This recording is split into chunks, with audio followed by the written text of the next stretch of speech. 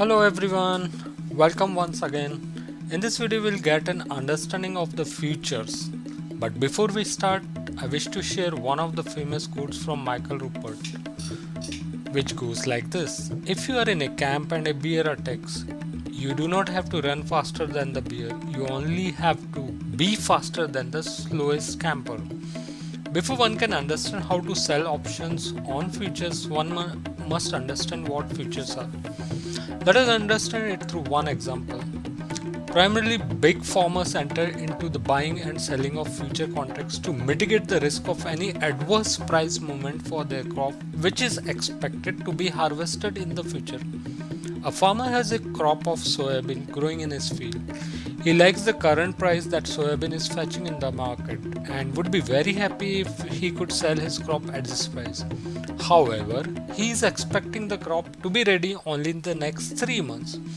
By selling a soybean future contracts or the number of contracts equal to the amount of soybean he has growing in his field, he can effectively lock in the current price of soybean. How does this work? As an example, let us say the farmer estimates that his crop will produce 100 tons of soybean this year. The future contract for soybean is 100 tons, and therefore the farmer can sell one future contract of soybean at today's price for the month he expects his soybean to be ready for delivery. Now, if the price of soybean rises, he'll lose on his future contracts, but he'll make up the difference in the sale of his physical soybean. If the price of soybean falls between now and the time his soybean is ready to sell, he'll make up the difference in profit on his future contract. This way, farmer could avoid the risk of prices going below the price that he's expecting, which eventually is called hedging. Hedging is the main objective of the future market and is performed by market makers.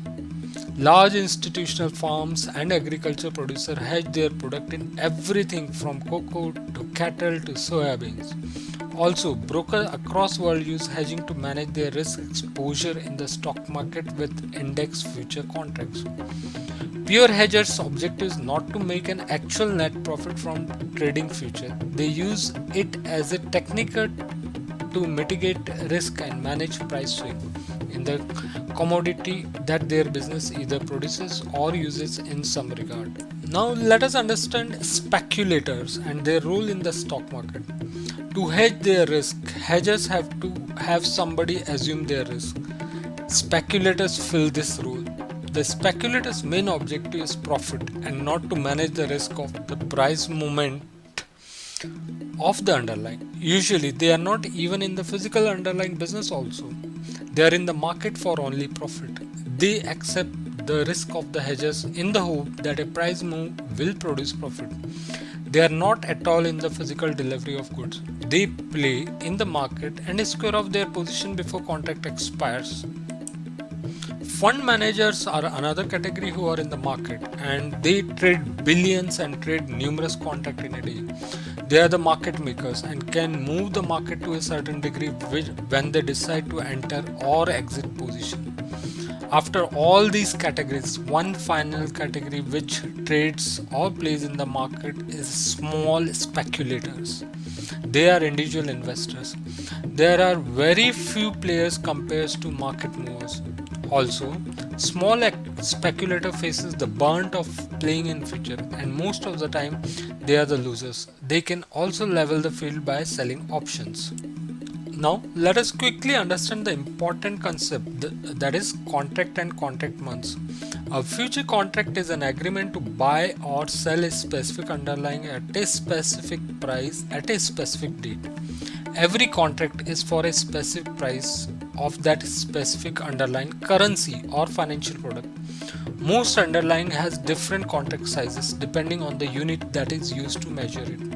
For instance, a contract of TCS is made up of 300 shares and it is called one lot. A lot of Reliance is made up of 505 shares. In NSE, there are 4 months of future options are available for trading and expiry is last Thursday of each month for stock future and options. NSE also has a weekly expiry contract in all major indices like Nifty and Bank Nifty. Near contract means same month expiry. Next contract means next month expiry. Far contract means next to next month expiry. Far next contract means next to next month expiry.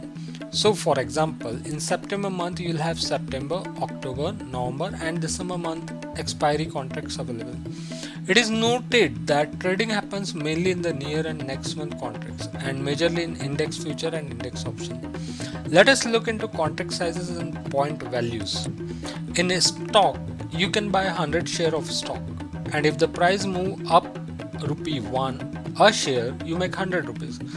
Because underlying contract may vary in size and unit of measurement, each underlying has a different point value. For example, the size of an SBI future contract is 3000 shares. Price change in SBI share makes a 5 paisa increment or decrement.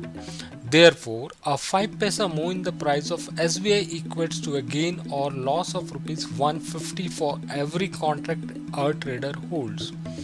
If a trader bought one contract for November 2020 SBI at rupees 200 per lot and the price increases to rupees 210 per lot, the trader would have made a profit of rupees 30,000. Contract size and point value for different underlying and future contract are listed for your reference, and you can Google it or search in the NSE website also. Let us look into margins on futures. Unlike margin in the equity world, the term margin is completely different in the future market. In a stock, one often can borrow money from the broker to purchase stock. This is also known as buying on margin. The investor then has to pay interest on the money that is borrowed, and it gives leverage to the investor. In the future, buying or selling on margin is a built-in feature. To use the preceding example, an SBI contract trading at rupees 200 per lot at a contract size of 3000 share would mean that the total value of contract is rupees 6 lakhs. Yet a trader can purchase or sell that contract for a small margin deposit as prescribed by exchange. Usually it varies from 20% to 75% of the value of contract. In the traditional way of buying stock, to purchase rupees 6 lakh worth of stock would require rupees 6 lakh worth of cash. However, to purchase rupees 6 lakh worth of SBI, one only need to put down the margin requirement. For SBI, it is 35%, which is 2 lakhs 10,000 rupees only. A small change in the value of a stock produces a small profit or loss. A small change in the value of underlying can cause a large profit or loss. In the futures business, a system called span is used to determine future option margin requirements. Span margin is the key to generating high returns. Let us close this video with one of the quotes from Albert Einstein. Compound interest is the eighth wonder of the world. He who understands it earns it. He who doesn't pays for it. We'll cover option basics and span margin in our subsequent video. Once again, thank you very much and happy learning.